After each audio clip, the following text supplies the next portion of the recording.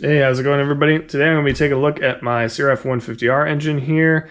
It's been giving me a little bit of trouble lately. It started out by just not idling, and then I could definitely tell that the compression was down just from kicking it. I had to basically stand on this thing before. Now it's pretty easy to kick over.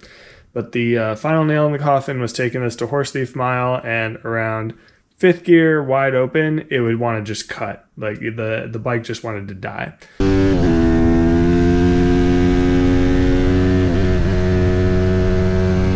So I'm thinking we've got some issues with the valve train here. We gotta investigate. So the very first thing I'm gonna do is I'm gonna set this to top dead center, and we're going to do a leak down test on it.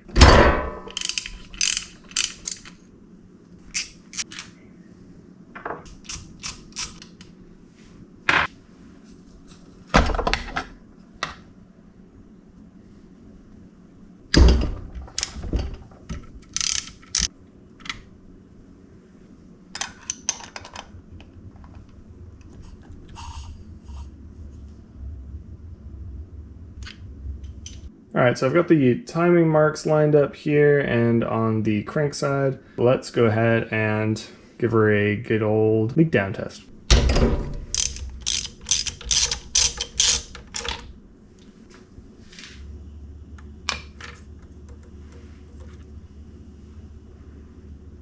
Plug looks very good.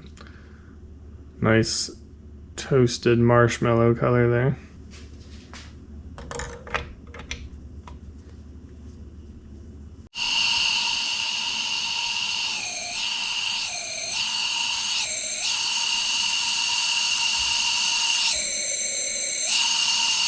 Looks like we definitely have an intake valve issue. So, as we could hear, we definitely had a whole bunch of air flowing through our intake valves here. Maybe one or both, we'll see. I did check the clearance on them. This one's a little bit tight, but it's still within spec. Everything else is good. So, let's go ahead and get this head off.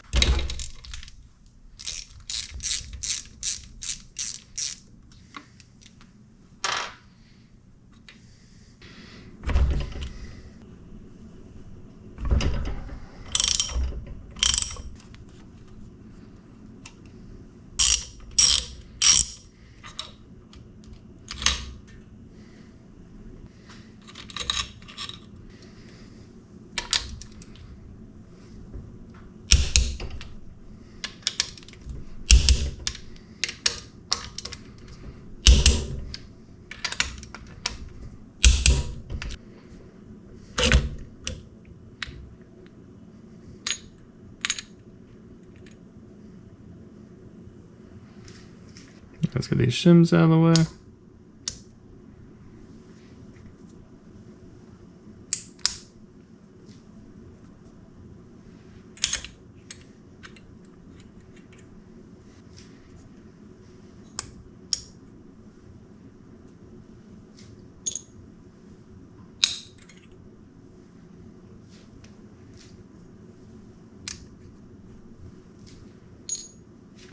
All right, let's get this head off.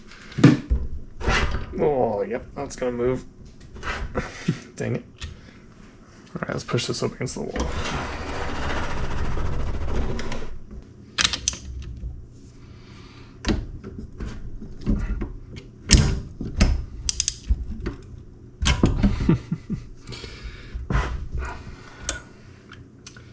I really need to get a stand that bolts to the table. Get a little bit more leverage in here.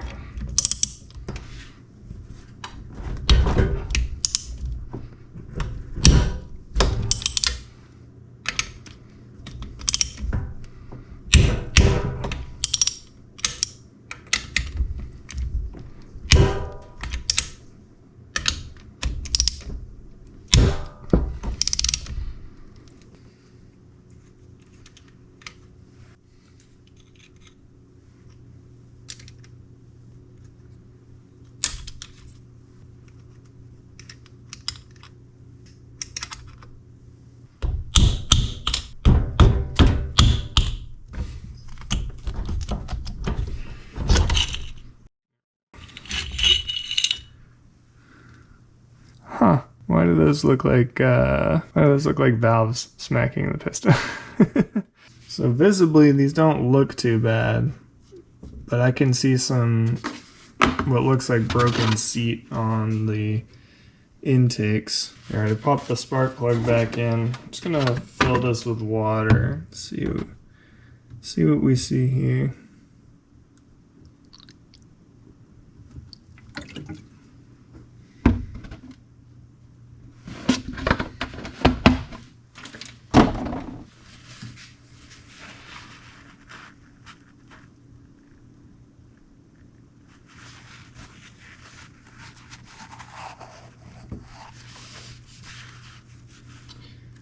It's definitely leaking through the intake. You can see it dripping out here.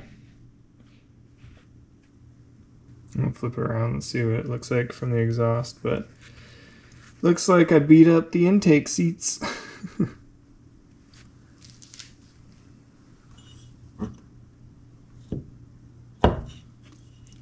And yeah, exhaust is dry. Well, that's good. At least it's just the intakes. All right, I'm gonna try and pull off the intake springs here. I've just got a magnet and a socket to pull the keepers out as I press down on the spring. There we go.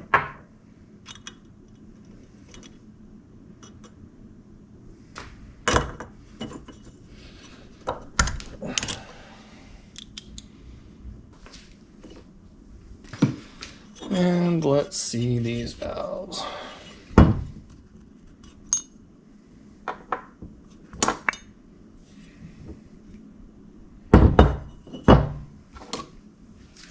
Well, damn, those seats are destroyed.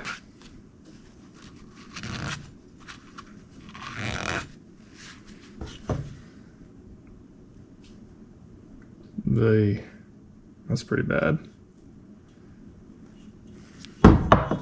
So I'm going to go ahead and pull out the exhaust valves as well, because I will be sending this head out to get new seats put in for the intakes and potentially the exhaust. I haven't even looked at those yet.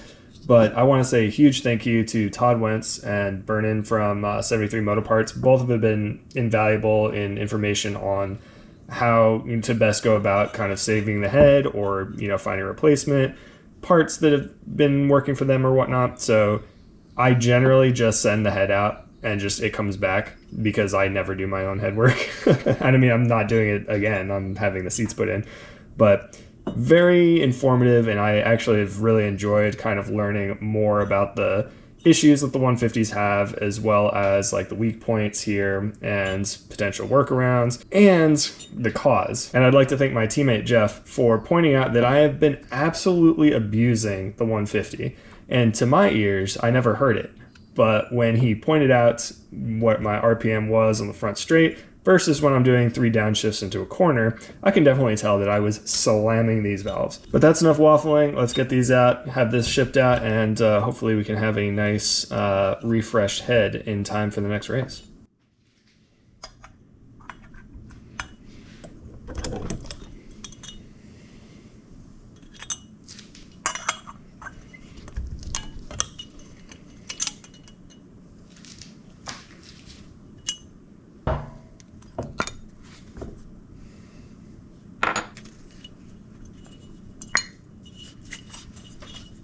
Our exhaust seats look pretty good.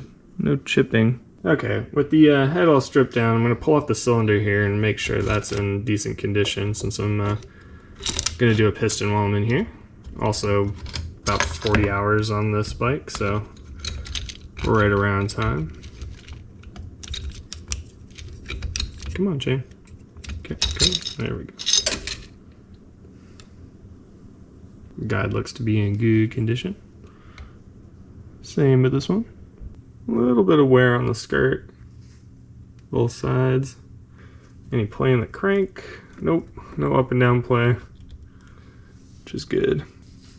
Cylinder's looking pretty beautiful. There are some very faint vertical lines, but nothing you can hang a nail on for sure. And the cross hatching looks really good too. All right, let's try and get this piston off. The relief is super tiny, so I'm gonna come in here with a pick, see if I can get it out. Oh yeah, easy. Oh, and it's gone. That's why the paper towel is there. I've learned my lesson.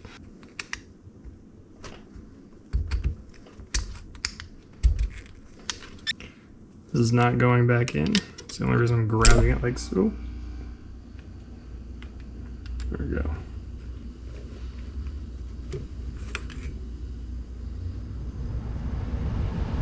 Other than the fact that the exhaust valves definitely kiss the piston top here, it looks to be in pretty decent condition. No signs of real blow by here. Piston skirt's a little bit worn, but that's to be expected after about 40 hours or so. I had 10 hours when I bought it, allegedly. And I put on about 30 to 37, so almost close to 50. Yeah, not too bad. All right, so I'm gonna leave that off here. I've got the head going out to get new seats put in, as well as new valves and new springs and new keepers and basically new everything for the head.